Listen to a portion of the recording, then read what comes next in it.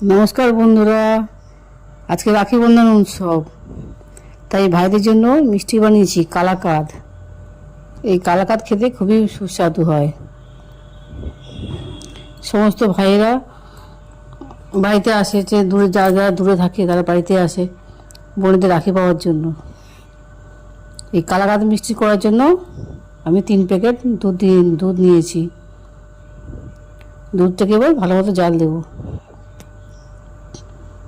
এবার লেবু রস নিয়েছি, অর্ধেক মতো লেবু, বড় লেবু নিয়েছি।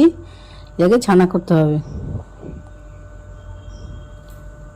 প্রায় অর্ধেকটার মতো রস করে নিয়েছি।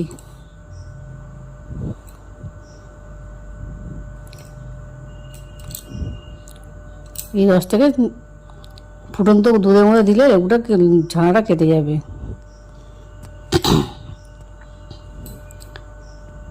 ছানাটা বাড়িতেই বানিয়ে নেবেন, তাহলে খুবই ভালো হবে। লেবু রসটা দিয়ে দিলাম, গরম দুধের মধ্যে দিয়ে দিলেই সঙ্গে সঙ্গে কেটে যাবে। একটু রাখলেই পুরো ছানাটা বেরিয়ে আসবে, জলটা পুরো আলাদা হয়ে যাবে। এবার ছাঁকনির সাহায্যে এই ছানাগুলোকে ছেঁকে নেবো। জলটাকে আলাদা করে দিচ্ছি। জলটা ভালোভাবে ঝরাতে হবে, একটু যাতে জল না থাকে। কিছুক্ষণ যেন রেখে দেবে, কিছুক্ষণ রেখে দিতে পারবেন। পুরোপুরি জল পুরো যখন বেরিয়ে যাবে তারপরে গিয়ে ছানাটা দিয়ে কাজ করতে হবে। ছানা যেন একটুও জল না থাকে। দেখুন প্রায় শুকনো হয়ে এসছে। যে লেবু দিয়ে যেহেতু করেছিলাম, একটু জল দিয়ে ধুয়ে নেব, তা লেবুর গন্ধটা থাকবে না।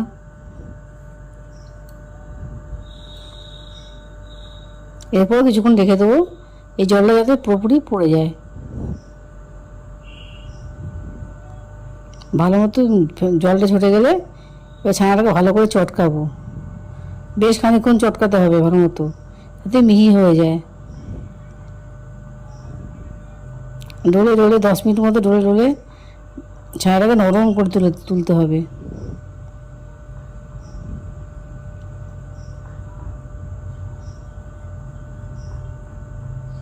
ভালো করে ডলে নরম করে নিচ্ছি।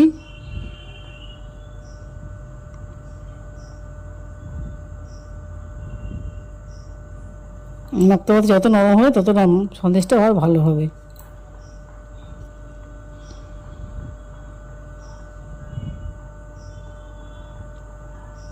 এই কালাকাঁদ মিষ্টি দোকানে পাওয়া যায় কিনতে। ওই সন্দেশ যদি বাড়িতে বানিয়ে নিন, বানিয়ে ফেলতে পারেন, তাহলে আর দোকানে যাওয়ার দরকারই হবে না। খেতেও ভালো হবে।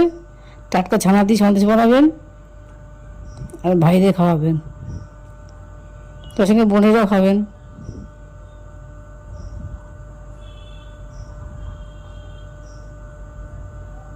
আমার বাড়িতে সব ভাইয়েরা এসেছে, আজকে এই মিষ্টি খাওয়াবো সবাইকে।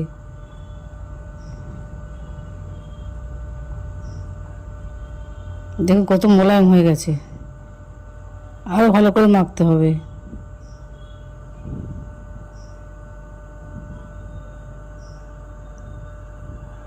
একটু প্রেশার দিয়ে টাইম নিয়ে ভালো করে ছানাটাকে ভালো করে নরম করে তুলতে হবে।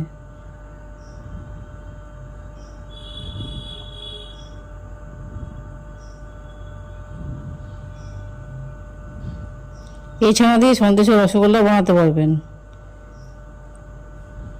যত ভালো নরম হবে সন্দেশটা, মাখা সন্দেশটা হবে, তত সন্দেশ বানাতে খুব ভালো হবে, খেতেও ভালো হবে। এবার এর মধ্যে একটু কিন্তু জল নেই।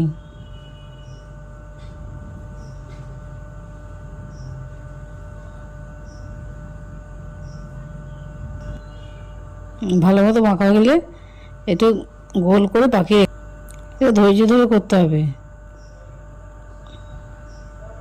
ধৈর্য ধরে না করলে সন্দেশটা ভালো। এবার গ্যাসের মধ্যে আগুন ধরে দিয়েছি, আর গ্যাস জ্বালিয়ে এবার এটা সসপ্যান বসিয়ে দিয়েছি। এর মধ্যে অল্প একটু দুধ, 250 মতো দুধ নিয়েছি। জাল দিয়ে দিলে একটু ঘন করে নিতে হবে। এর মধ্যে একটু এলাচ দিয়ে দিয়েছি, কটা এলাচ দিয়ে দিয়েছি, আর ঘি দিয়ে দিলাম।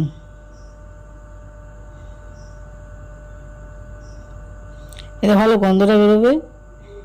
এবং কড়ার মধ্যে চিনি দিয়ে দিলাম, মাপ মতো 1/2 কাপ মতো চিনি দিয়ে দিয়েছি।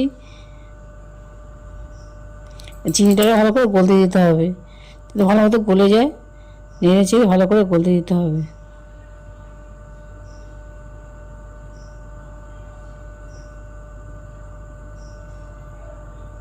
এবার রাতকা মতো গুঁড়ো দুধ নিয়ে নিয়েছি,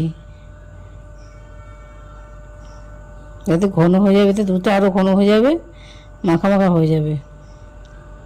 ভালো করে দুধটা যাতে ডেলা ডেলা না থাকে, ভালো মতো নেড়ে চেড়ে মিহি করে নিতে হবে। যেমন ভালো মতো আমার মাখা মাখা হয়ে গেছে, চিনিটাও গলে গেছে। এবার আমি ছানাটা দিয়ে ডলেছিলাম, সেই ছানাটা দিয়ে দিচ্ছি।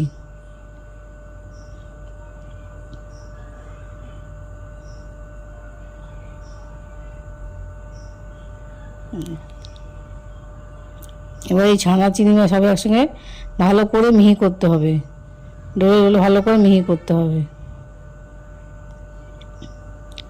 এবার শুকিয়ে নিতে হবে, গায়ে মাখা মাখা করে দিতে হবে।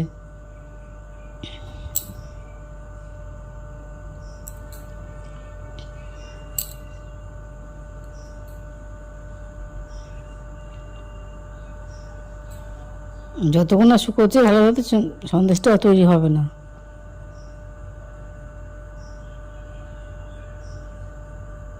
ঘন হয়ে গেলে রেখে দিয়েছি।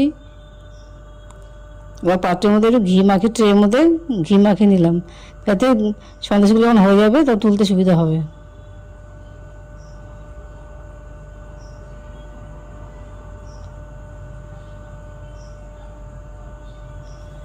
ভালো করে ব্রাশ করে দিলাম। এদিকে ছানা পাকানোটা বেশ মিহি হয়ে গেছে, দেখুন পুরো টাইট হয়ে গেছে।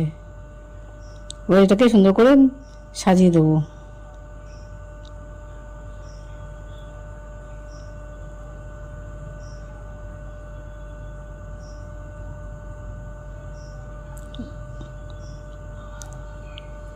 ভালো মতো করে সাইজ করে দেবো।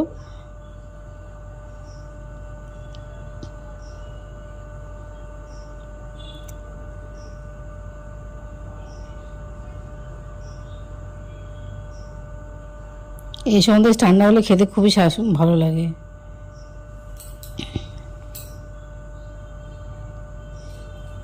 যেমন সাইজ দেবেন তেমন থাকবে, ছোটো ছোটো সাইজ দিয়ে ছোটো দেবেন, নাহলে বড়ো সাইজ দিতে পারবেন। চৌকো চৌকো করে সন্দেশের মাপটা দিতে হবে।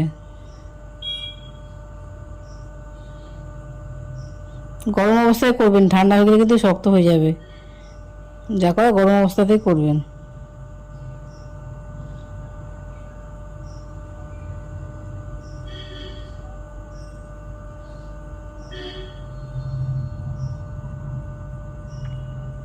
এরপরে ড্রাই ফ্রুটগুলো দিয়ে দেবো। আমরা যেই পছন্দের যে ড্রাই ফ্রুট সেই ড্রাই ফ্রুট দেবেন। আমি কটা কিশমিশ দিয়ে দিচ্ছি, আপনারা কাজুও দিতে পারবেন, পেস্তা বাদামও দিতে পারবেন, যেই ড্রাই ফ্রুট পছন্দ আপনাদের সেইগুলো দিতে পারবেন।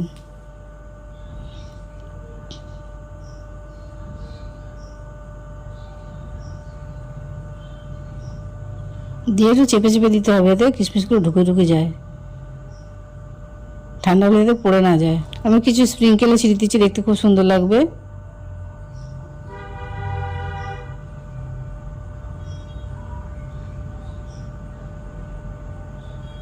এবার এগুলোকে একটু চেপে চেপে দেবো, যাতে বসে যায়।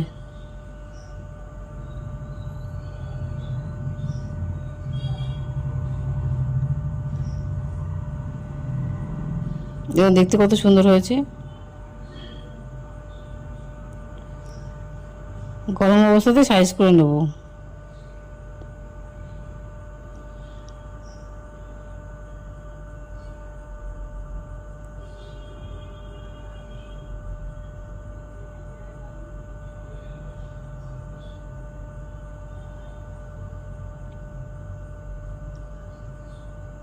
সন্দেশগুলো আপনি যেভাবে খুশি সাজাতে পারবেন, আপনার মনের মতো সাজাতে পারবেন।